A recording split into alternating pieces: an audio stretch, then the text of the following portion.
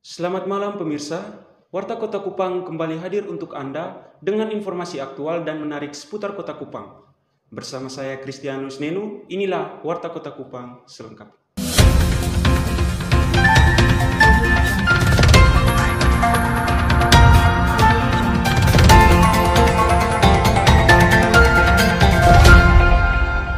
Audio Jungle.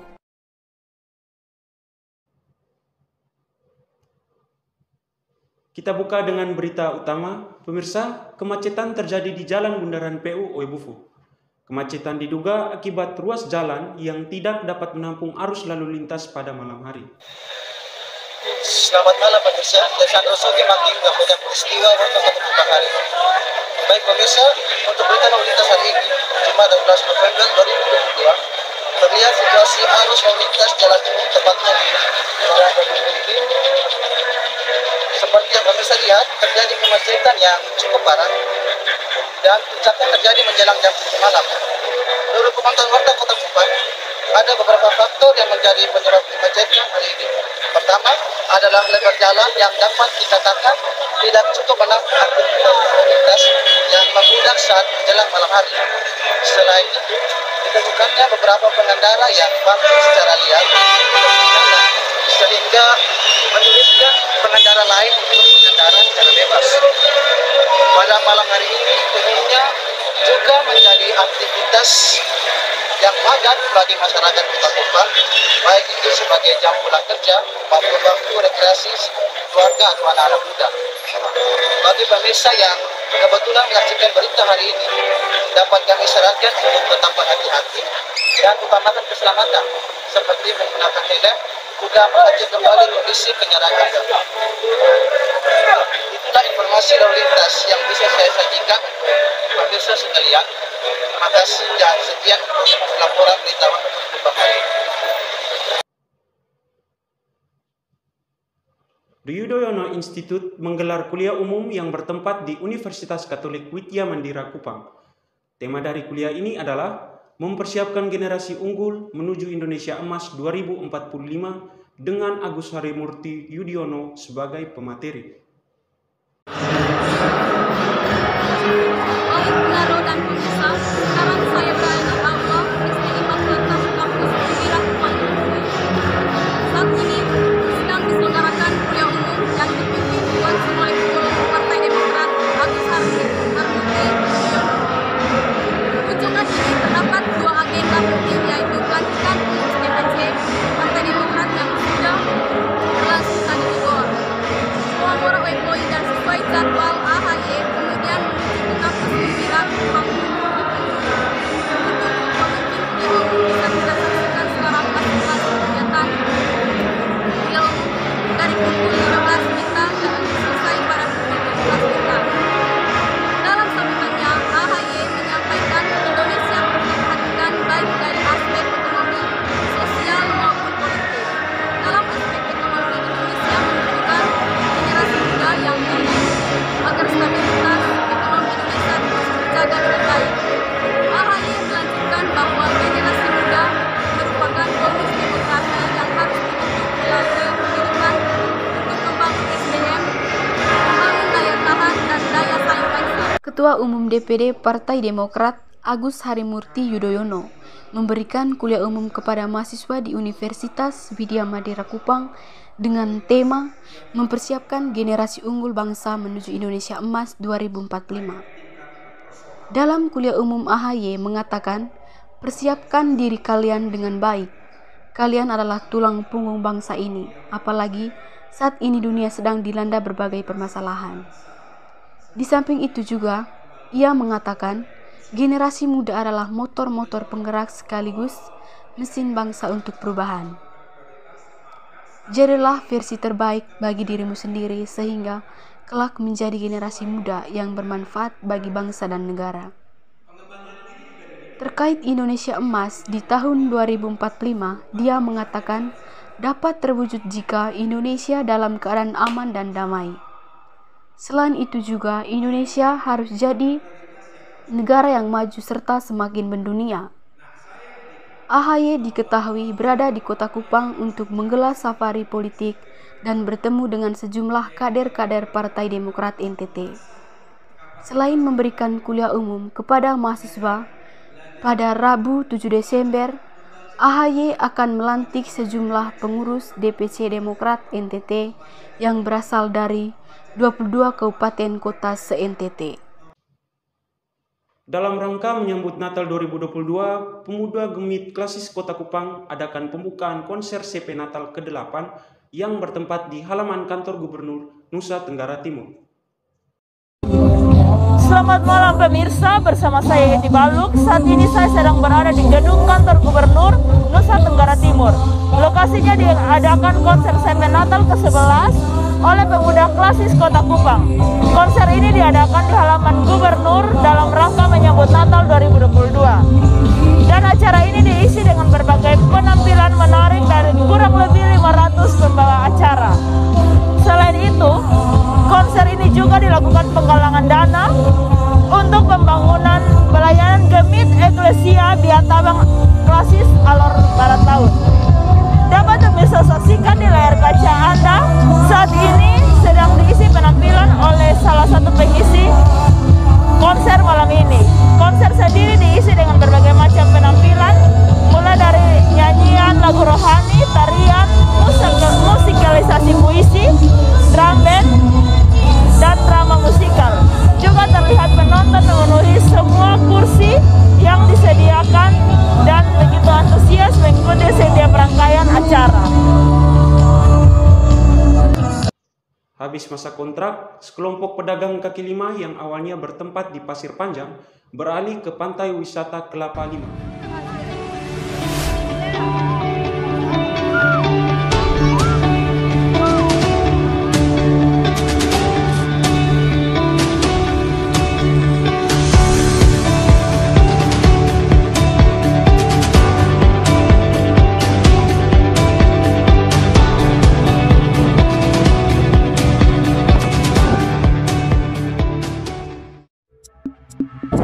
Sejumlah pedagang kaki lima yang awalnya menjajakan dagangannya di pantai Pasir Panjang terlihat memindahkan kembali lokasi jualannya ke Kelapa Lima.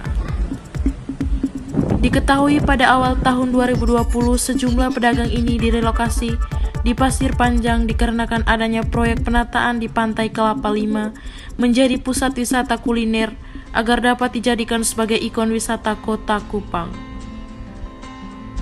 Setelah kontrak 2 tahun dan penataan Kelapa Lima selesai, para pedagang pun kembali ke pantai Kelapa Lima. Pemindahan ini mengikuti arahan pemerintahan Kota Kupang.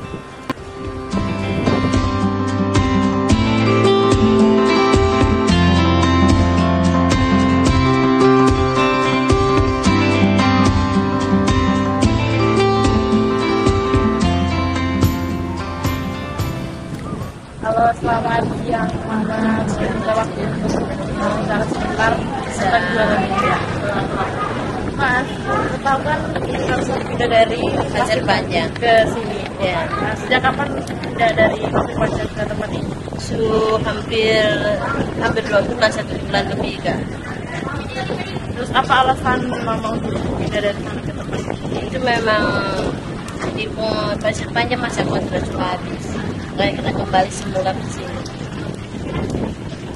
Terus apakah ada perbedaan pemasukan dari di tempat penjualan? Apa ada perbedaan dari tempat jual yang lama dengan yang ini? Sama sekali, tapi separuh pelanggan belum ada yang tahu dari situ saya. Baik, Mama, terima kasih banyak atas waktunya.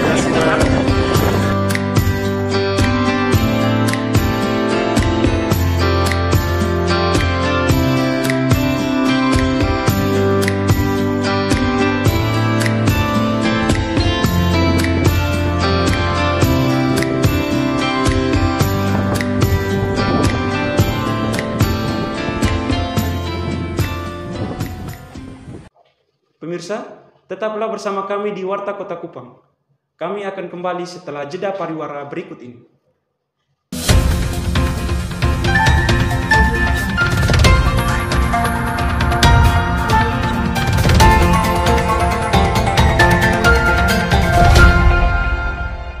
Jungle. Terima kasih Anda masih bersama kami di Warta Kota Kupang. Informasi selanjutnya, pemirsa, jelang Natal dan Tahun Baru 2023, sejumlah bahan pokok di pasar tradisional mulai mengalami kenaikan harga, di antaranya telur ayam, terigu, daging, dan beberapa bahan pokok lainnya.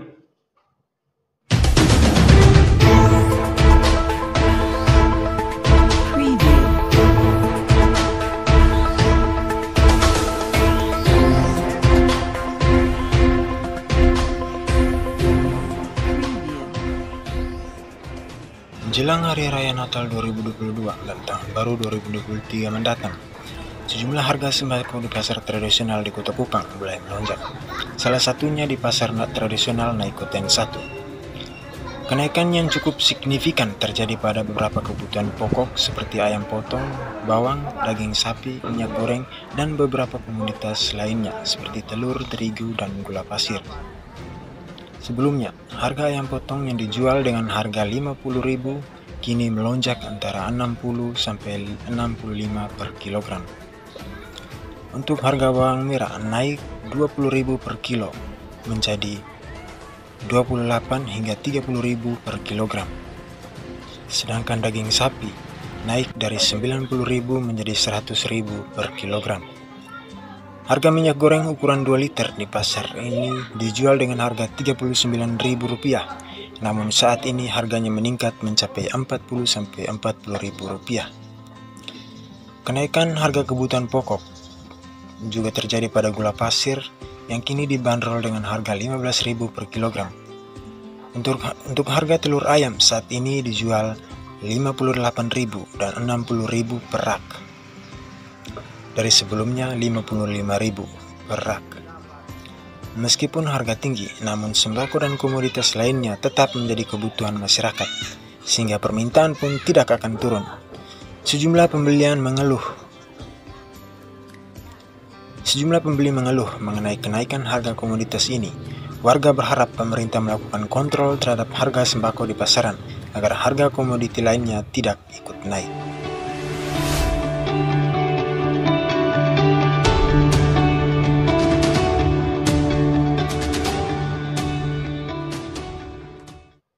Kita beralih ke informasi olahraga.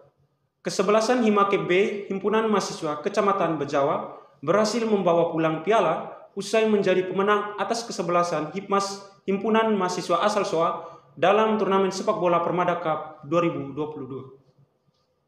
Selamat sore pemirsa, kembali lagi bersama saya dalam Warta Olahraga Kota. Kali ini sudah bersama saya kakak siapa di sini? Kakak Aris siapa? Aris Bakti. Selaku kapten kesebelasan timnas Himakep. Kalau boleh tahu ini mungkin organisasi apa? Himpunan Mahasiswa Kecamatan Bejawa. Saja proses yang kakak lewati selama ini, kira-kira ada hal-hal yang menjadi kendala dan rintangan untuk menjadi juara atau champion di ajang pertandingan bergensi. Kalau untuk kendala sih saya rasa tidak ada, karena pendidikan tim ini secara kebersamaan menjelang satu hari sebelum turnamen ini baru terbentuk, sehingga tidak ada kendala dan tidak ada tujuan, karena hanya bermodalkan semangat kebersamaan saja. Harapan saya sih untuk adik-adik Indonesia, mereka bisa lebih berkembang lagi sehingga mungkin ada turnamen-turnamen seperti Posmata, Papirta Cup, mereka bisa ikut lagi membawa Himakep. Saya hanya untuk adik-adik saja terus semangat. Ini hanyalah ajang kebersamaan untuk merangkul pada kesetaraan saja, dan terutama hanyalah kuliah. Terima kasih banyak waktu kakak atas waktu katanya. Saya Melu. Terima kasih. Museum Daerah NTT yang berlokasi di Kayu Putih, Kecamatan Webobo, Kota Kupang, dikenal sebagai pusat sejarah Nusa Tenggara Timur. Museum ini dapat dijadikan sebagai tujuan wisata edukasi bagi mereka yang ingin menambah wawasan seputar sejarah dan budaya dari Nusa Tenggara Timur. Tak hanya memiliki banyak spot wisata alam, Kupang juga memiliki spot wisata edukasi berupa museum. Museum daerah merupakan salah satu spot wisata yang dapat dijadikan referensi bagi mereka yang ingin berekreasi sekaligus menambah wawasan mengenai sejarah dan kebudayaan dari Nusa Tenggara Timur.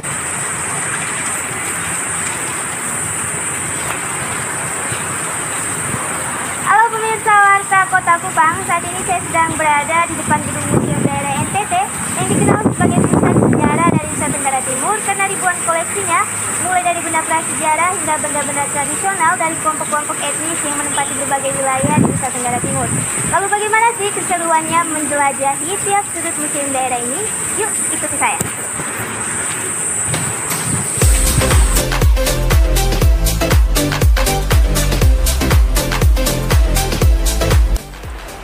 Berlokasi di Jalan Franseda nomor 68, museum ini memiliki berbagai koleksi mulai dari benda peninggalan sejarah hingga benda tradisional dari Nusa Tenggara Timur.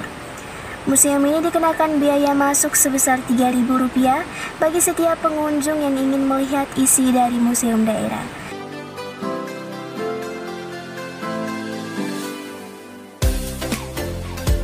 Berjarak sekitar 4 km dari Bandar Udara El Tari Kupang, museum daerah ini didirikan sebagai rumah yang menampung berbagai benda alam dan budaya masyarakat NTT sebagai pusat informasi budaya, sejarah, dan peradaban. Mengunjungi museum daerah ini, kamu tentunya tidak hanya membawa pulang foto, tapi juga pengetahuan dan kesempatan yang tidak ternilai. Disebut sebagai pusat sejarah, Museum Daerah NTT ini memiliki beragam jenis koleksi asli sejarah budaya masyarakat serta replika benda-benda prasejarah dengan jumlah lebih dari 8.000 koleksi yang dipamerkan mulai dari fosil, senjata, dan benda tradisional lainnya. Destinasi Museum Daerah NTT ini merupakan salah satu pusat pembangunan kebudayaan yang dilestarikan sejak tahun 1978. Museum ini, jadi tidak membatasi siapa yang datang ke museum kita tidak mau bilang ini pejabat, siapa saja datang karena kita ingin edukasi karena di museum ini. Museum yang terbuka untuk umum ini dibuka pukul 8 sampai 4 sore setiap harinya. Tempat ini pun menjadi destinasi bagi wisatawan lokal maupun mancanegara dalam mengenal Nusa Tenggara Timur. Museum daerah terbagi menjadi 3 gedung, di mana gedung pertama berisi arca dan benda-benda tradisional, gedung kedua berisi fosil ikan paus, dan gedung ketiga berisi fosil stegodon atau jenis gajah purba yang ditemukan di Nusa Tenggara Timur. Selain itu, di gedung ketiga pengunjung dapat menikmati teknologi digital yang menayangkan berbagai informasi seperti wisata alam di NTT hingga proses terbentuknya wilayah Nusa Tenggara Timur dimulai sejak jutaan tahun yang lalu. Mengunjungi museum bukanlah suatu hal yang membosankan. Kamu dapat mempelajari banyak hal yang tentunya akan menambah wawasan kamu.